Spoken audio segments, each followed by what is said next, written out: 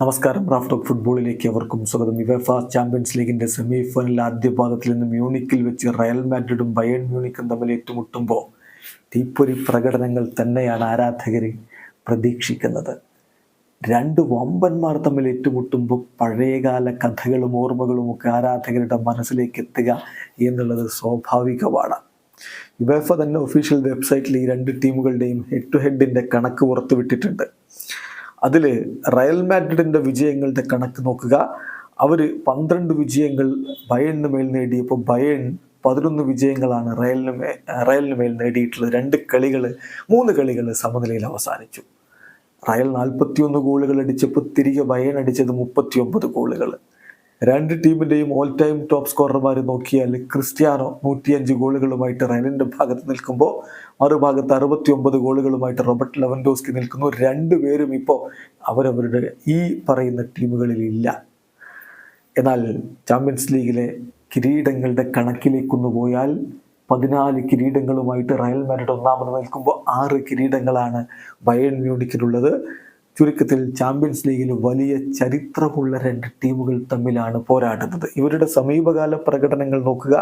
2017-18 സീസണിൻ്റെ semi final അന്ന് Real മാഡ്രിഡാണ് വിജയിച്ച് കയറിയത്. ആദ്യ പാദം 1-2 റയൽ വിജയിച്ചപ്പോൾ രണ്ടാം പാദ മത്സരം 2-2 സമനില, അഗ്രിഗേറ്റ് 4-3 വിജയവുമായിട്ട് റയൽ അന്ന് ഫൈനലിലേക്ക് കടന്നുപോയി.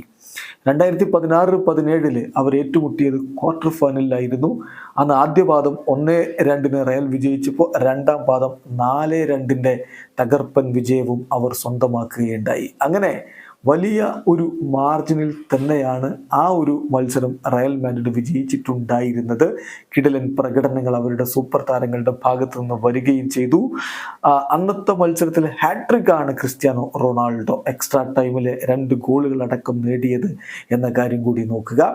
അന്ന് മത്സരത്തിൻ്റെ രണ്ടാം പാദത്തിൽ കളി കൈവിട്ടു പോയി എന്ന് തോന്നിച്ചിടത്ത് നിന്നാണ് ക്രിസ്ത്യാനോ റൊണാൾഡോ അവതരിക്കുകയും ടീമിനെ വിജയത്തിലേക്ക് കൊണ്ടുപോവുകയും ചെയ്തത്. ഒടുവിൽ അഗ്രിഗേറ്റ് 6-3 എക്സ്ട്രാ ടൈമിൽ റയൽ മാഡ്രിഡ് വിജയിച്ച് മുന്നോട്ട് പോവുകയായിരുന്നു. ഇതിനു മുമ്പ് അവർ സെമി ഫൈനലിലും ഇതിനു മുമ്പും ഏറ്റുമുട്ടിയിട്ടുണ്ടല്ലോ. 2013-14 സീസൺ ആദ്യ പാദം 1-0 വിജയിച്ച റയൽ മാഡ്രിഡ് രണ്ടാം പാദത്തിൽ അലിയൻസ് അരീനയിൽ പോയിട്ട് 4-0 ബയേൺ മ്യൂണിക്കിനെ തകർത്ത് തരിപ്പണമാക്കിയ മത്സരം. ആ കളിയിലും ക്രിസ്ത്യാനോ റൊണാൾഡോയുടെ മിന്നുന്ന പ്രകടനം നമ്മൾ കണ്ടു. 4 ഗോളുകൾ റയൽ അടിച്ചതിൽ 2 ഗോളുകൾ ക്രിസ്ത്യാനോയുടെ വക. ശേഷിക്കുന്ന 2 ഗോളുകൾ മറ്റൊരു സൂപ്പർ താരം സെർജിയോ റാമോസിൻ്റെതായിരുന്നു.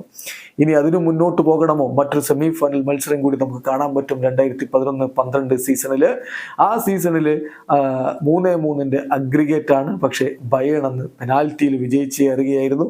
അന്നും ക്രിസ്ത്യാനോ റൊണാൾഡോയുടെ ഗോളുകൾ നമുക്ക് കാണാൻ പറ്റും. അപ്പം ക്രിസ്ത്യാനോ റൊണാൾഡോ പൊളിച്ചെടുക്കിയ ഒരു ഫിക്സറാണ് Bayern Munich versus Real Madrid എന്നുള്ളത്. അദ്ദേഹമില്ല, മറുഭാഗത്ത് ലെവൻഡോസ്കി ഇല്ല.